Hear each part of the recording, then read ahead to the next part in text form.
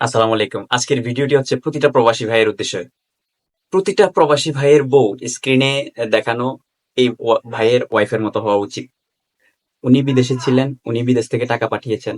উনি এই ভাবি টাকাগুলো সম্পূর্ণ খরচ না করে ওখান থেকে কিছু কিছু টাকা জমিয়ে উনি কিন্তু এই বিশাল বড় মাশাআল্লাহ এত বড় একটা গরু উনি পালিত করেছেন। এই গরুর দাম যদি অন্তত ৫ লাখ টাকা হয় তাহলে কিন্তু ওনার কিন্তু বোনাস হিসেবে এই ৫ লাখ টাকা এটা হয়েছে। আমাদের দেশে বেশিরভাগ প্রবাসীদের বউ মানে স্বামী বিদেশ গেলে ওনারা মানে আকাশের তারা পেয়ে যান।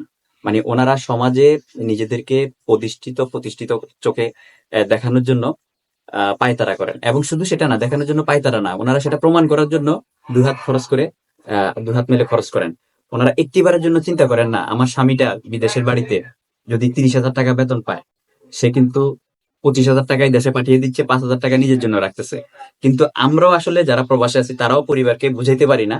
পরিবার মনে করে যে আমার স্বামী বা আমাকে যে ২৫,০০০ টাকা পাঠিয়েছে নিশ্চয়ই সে ১ লাখ টাকা বেতন পাইছে।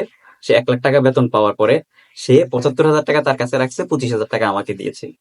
এটা মনে করে, কিন্তু আসলে এই জিনিসটা আমাদের পরিবার জানে না বা আমরা বুঝাইতে পারি না যে আমি ৩০,০০০ টাকা বেতন পাইছি, পেয়ে ৫,০০০ টাকা শুধু মোবাইল খরচ আর হাত খরচের জন্য রাখছি, আর বাকি ২৫,০০০ টাকায় কিন্তু আপনাদেরকে পাঠিয়ে দিছি। আর ওই ভাইয়ের ওয়াইফ কিন্তু সেটা অবলোকন করতে পেরেছেন বিদায়, উনি সেটা ফিল করতে পেরেছেন বিদায় স্বামী যে টাকায় পাঠিয়েছেন ওই টাকা থেকে খরচ করে কিছু কিছু টাকা বাঁচানোর পরে উনি কিন্তু এই গরুটা পালন করেছেন। তো আমি বলবো না যে প্রত্যেক প্রবাসীর ভাইয়ের ওয়াইফে গরু পালন করার জন্য, আমি সেটা বলবো না। আপনারা আপনাদের জায়গা থেকে স্বামী যে টাকাটাই পাঠাবেন সেই টাকা থেকে তো অন্তত 50% টাকা আপনারা সঞ্চয় করার ব্যবস্থা করুন।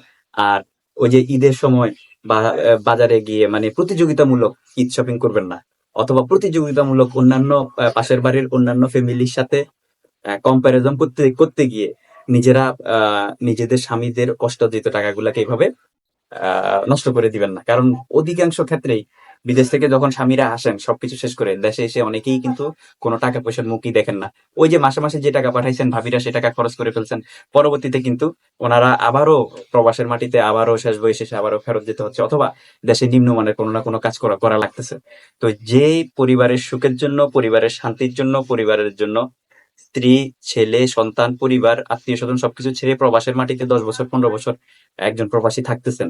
সেই পরিবারও কিন্তু এই যে ওনার কষ্ট অর্জিত টাকাগুলা দেশে আসার পরে ওখান থেকে অন্তত 50% টাকা সঞ্চয় করে যদি রাখে, তাহলে একজন প্রবাসী ১০ বছর ১৫ বছর পরে দেশে আসলেও সেই সঞ্চয়ের টাকা দিয়ে কোনো ছোটখাটো বিজনেস হলেও করতে পারবেন। আমি শুধু এই কথাটাই বলব, যারা পরিবারকে মুখ ফুটে বলতে পারেন না, আপনারা আমার ভিডিওটি লিংকটা পাঠিয়ে দিবেন আপনাদের পরিবারের কাছে, যেন ওনারাও যেন বুঝতে পারেন। কারণ একজন প্রবাসী বিদেশ থেকে যদি ৩০,০০০ টাকা বা ২৫,০০০ টাকা পাঠায়, তার মানে এই না যে উনি ৫০,০০০ বা ১ লাখ টাকা বেতন পায়। উনি ২৫,০০০ টাকা পাঠাইলে আপনারা মানে এটা আপনারা বুঝে নিবেন। প্রবাসীরা বলে না, বলবেও না।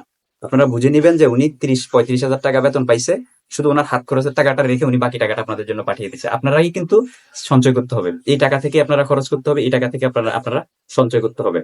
তো ধন্যবাদ। আশা করি প্রত্যেকটা প্রবাসী ভাইয়ের ওয়াইফ এই ভাবিটির মতো যেন হয়। তাহলেই কিন্তু একজন প্রবাসী ভাই বিদেশ থেকে আসার পরে ওনার ব্যাংকে কিছু সঞ্চয় থাকবে, আর না হয় কিন্তু ব্যাংকে ব্যাংক ব্যালেন্স ওনার জিরো থাকবে। ধন্যবাদ।